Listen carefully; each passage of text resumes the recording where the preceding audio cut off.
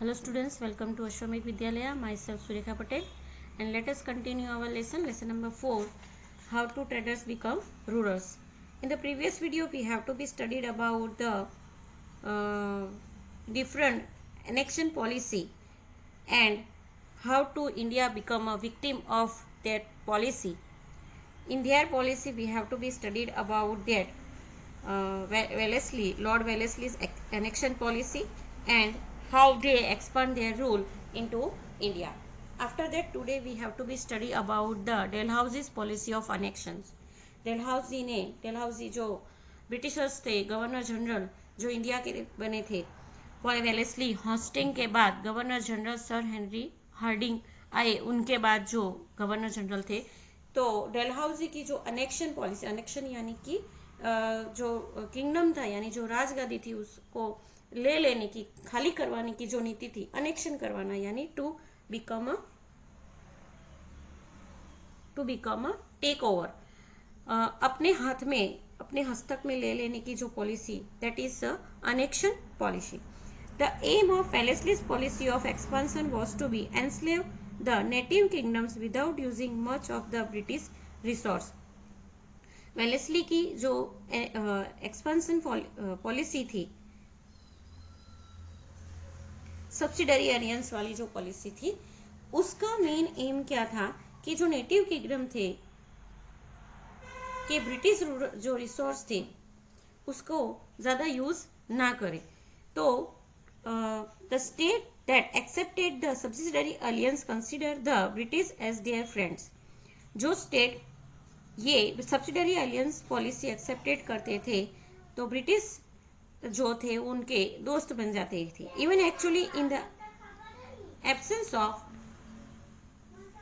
Internal and external threat they become irresponsible and their administration started detracting. और जिसकी वजह से क्या हुआ कि जो स्टेट ने ये एनेक्शन पॉलिसी जो है एडॉप्ट की, सॉरी एनेक्शन नहीं, सब्सिडरी अलियंस पॉलिसी जो अडॉप्ट की, तो जिसकी वजह से क्या हुआ कि जो रूलर थे वो वो एब्सेंस यानी कि इंटरनल और एक्सटर्नल उसके ऊपर ध्यान लगने रखे नहीं, और जिसकी वजह से they have to be become irresponsible बनने की वजह से उनका जो एडमिनिस्ट्रेशन था that should be become deteriorating, यानी कि धीरे धीरे जो है वो टूटने लगा था. The outcome of the conspiracy of the British was the anarchy in many princely states. और जिसकी वजह से मैनी प्रिंसली स्टेट जो थे वो ब्रिटिश के हस्तक में, नार्ची यानी टू टेक ओवर, अपने हस्तक में ले लिए. The Indian ruler got trapped in it. और इंडियन रूलर उसके अंदर ट्रैप्ड यानी कि वो जाल में फंसते गए, to be get in. The British got an excuse to start interfering into the internal affairs of these states on the pretext of putting an end to the anarchy. और जिसके वजह से जो ब्रिटिश थे वो ये जो स्टेट थे उसके जो इंटरनल अफेयर्स थे उसके अंदर जो है इंटरफियरिंग करने लगे, और इस तरह जो है वो जो भी शासन था उसका अंत आने लगा. They annexed many states under the some excuse. धीरे धीरे एक्सक्यूज दिखा के कि भाई कोई ना कोई बहाना दिखा के ये जो स्टेट थे वो अंदर अपने हाथ में, अपने to take over on this state, अपने हाथ में ये जो अपने हस्तक में कर लिए थे. Thereafter Burma, now Myanmar, अभी पहले जो बर्मा था अभी उसका नाम जो है वो म्यांमार है. And region of Punjab were also annexed. पहले बर्मा और आफ्टर दैट पंजाब दोनों स्टेट जो है वो अपने हस्तक ले लिए थे. If the king dead without a son his state was annexed. दूसरा एक बहाना था कि अगर कोई किंग है और उसका सन नहीं है, यानी कि उसका राजगादी संभालने वाला, उसका डायनेस्टी रूल ओवर नहीं है, तो वो ऐसे जो रीजन थे उसको भी वो लोग अपने हस्तक में अनेक्स यानी कि अपने हस्तक में टेक ओवर कर लेते थे. इन दिस वे, और इस तरह बहुत सारे बहाने दिखा के इस तरह Satara, Jhansi, Nagpur etcetera become the victim of policy of annexation. और इस तरह ये सारे स्टेट जो है वो पॉलिसी ऑफ एनेक्शन के विक्टिम बने थे. Dalhousie aimed at aim at helping the British trader to make a huge profits from the trade of tea, coffee and cotton by capturing the areas that produce these commodities on the large scale. Dalhousie का main M क्या था कि जो British trader थे उनको huge profit किस में से, टी, कॉफी और कॉटन, ये सब का ज्यादा ट्रेड करके ज्यादा से ज्यादा कमोडिटीज जो है यानी कि जो जरूरियातमंद चीजें हैं उसको प्रोड्यूस करके लार्ज स्केल पे उसमें से ट्रेडिंग करने का था. To consolidate the British rule in India and to run the administration smoothly many changes were introduced by Dalhousie in India. और जिसकी वजह से डेलहाउसी ने इंडिया के अंदर बहुत सारे चेंजेस किए थे कि ये एडमिनिस्ट्रेशन और जो ट्रांसपोर्टेशन है या फिर जो ट्रेड है वो स्मूथली चले. इसकी वजह से उन्होंने बहुत सारे चेंजेस किए थे. During his tenure the first railway line was started between Mumbai and Thane, Mumbai to Thane, 1853 century. सबसे पहले रेलवे जो थी उन्होंने स्टार्ट की थी 1853 में मुंबई से थाने के बीच में. The modern postal system started in India and wireless system between India and England too was introduced during his tenure. उनके समय के दौरान पोस्टल सिस्टम भी स्टार्ट की गई थी. इसके अलावा इंग्लैंड और इंडिया के बीच में वायरलेस सिस्टम स्टार्ट की थी. He passed law to ban child marriage and advocate widow remarriage. उन्होंने जो चाइल्ड मैरिज थी यानी छोटे बच्चों की जो शादी कर दी जाती थी पहले के समय में, तो उसके ऊपर बैन लगाने का जो लॉ था वो पास किया था. इसके अलावा जो विडो थे यानी जो विधवा थे उनको रीमैरिज के लिए भी एडवोकेट यानी कि उनको वापस शादी करके अपना जीवन जो है लाइफ जो है बिताने का जो लॉ है वो भी उन्होंने इंट्रोड्यूस किया था. English education spread in India during this time. उनके समय के दौरान इंग्लिश एजुकेशन जो है हमारे भारत में स्प्रेड हुआ था. The first 3 universities in India were established in Mumbai, Chennai and Kolkata in the year 1857 century.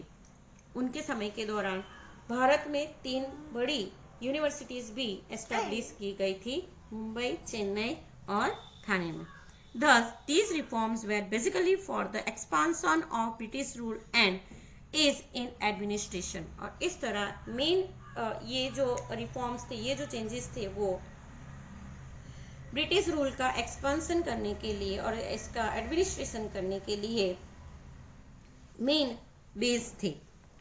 Although Indians benefited later on, और बाद में इंडियंस को भी इसका फायदा हुआ. They had to suffer a lot with the introduction of British reforms. और after that धीरे धीरे जो चेंजेस आने लगे जिसके वजह से भारत के लोगों को बहुत सारी मुश्किलों का सामना करना पड़ा.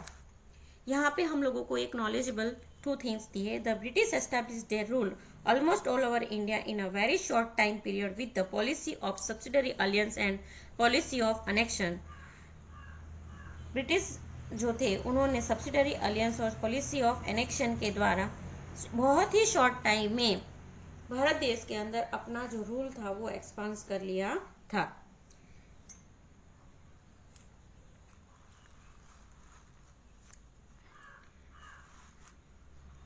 ओके. भारत देश के अंदर ब्रिटिशर्स था उनका रूल का एक्सपेंशन और नए नए रिफॉर्म्स की वजह से हमारे देश के अंदर जो लोगों को मुश्किलों का सामना करना पड़ा, that is dissatisfaction of people. लोगों को डिससेटिस्फेक्शन हुआ था. तो after the policy of subsidiary alliance and Dalhousie's policy of annexation, so the whole nation terrible. पूरे देश के लिए मुश्किल का सामना कर उद्भव कर लिया था. This resulted in the dissatisfaction among the people toward the British. और इसका जो रिजल्ट था कि लोगों को उसका असंतोष होने लगा था ब्रिटिश लोगों के सामने. You must have seen the film क्रांति एंड द मंगल पांडे. और उसका अगर आप लोगों को प्रेजेंटली लाइव देखना है तो उसके लिए क्रांति एंड मंगल पांडे जो फिल्म है that should be given the history and mean introducing the time of that time people have to be suffering many things at that time. तो ये दोनों पिक्चर के अंदर हम लोगों को उस टाइम का जो लाइव प्रेजेंट पिक्चर है वो देखने को मिलेगा. If you have not seen then try and see them movie. अगर आप लोग ने नहीं देखी है तो आप लोगों को ये लेसन सीखने के बाद आप लोगों को ये दोनों पिक्चर्स कंपलसरी देखनी है. तो you have to be ask your parents कि हमारे स्टडी के अंदर ये है, और उसी की हिस्ट्री के बारे में जानने के लिए आप लोगों को जो उस टाइम की जो पिक्चर्स थी वो आपके सामने आएगी. At this time the people were suppressed under the dictatorial regime of British. British के द्वारा जो अमानुषिक अत्याचार जो होते थे उसके विक्टिम जो है हमारे भारत के लोग जो है बन रहे थे. In addition to that the reforms made by Dalhousie added fuel to fire. इसके बाद जो रिफॉर्म्स हुए डलहौसी के द्वारा वो जैसे फ्यूअल के यानी कि जैसे बोलते हैं कि जलते हुए में घी डालना, तो इस तरह की चीज हो गई थी. Different people reacted differently to railways facilities of post and telegrams and western education. बहुत सारे लोगों ने ये सारे जो रिफॉर्म्स थे उसके ऊपर रिएक्ट किया था.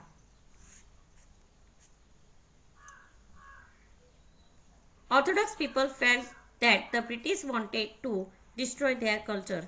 कुछ ऑर्थोडॉक्स पीपल ये भी फील किए थे कि भाई ब्रिटिश लोग ने जो है उनका कल्चर जो है वो डिस्ट्रॉय करने की कोशिश की थी.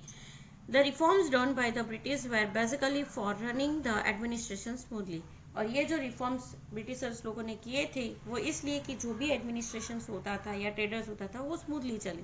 The dissatisfaction of people had reached a point of saturation and they were in the state of rebellion which result in the freedom movement of 1857.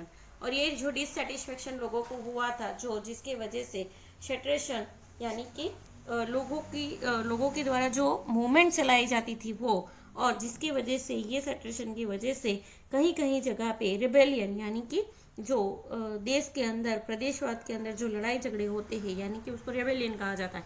तो ये रेबेलियन जैसी सिचुएशन जो है वो क्रिएट की थी और जिसकी वजह से फ्रीडम मूवमेंट 1857 जो है वो शुरू हुई थी. तो इस तरह हमारे देश में ब्रिटिश रूल जो है जो ट्रेडर थे वो रूरल बन गए, और उसके बाद हमारे भारत देश के लोगों को ये जो रूलर थे उनके अगेंस्ट जाने के लिए मूवमेंट्स जो है वो शुरू कर दिए थे. और इस तरह फ्रीडम फाइटर्स जो है वो जुड़े थे और देश में से हमारे देश में से भारत में से ब्रिटिशर्स को बैक करने के लिए यानी कि उनको वापस जाने के लिए ये 1857 रिवॉल्ट्स जो है वो मूवमेंट जो है चलाई गई थी. Thank you.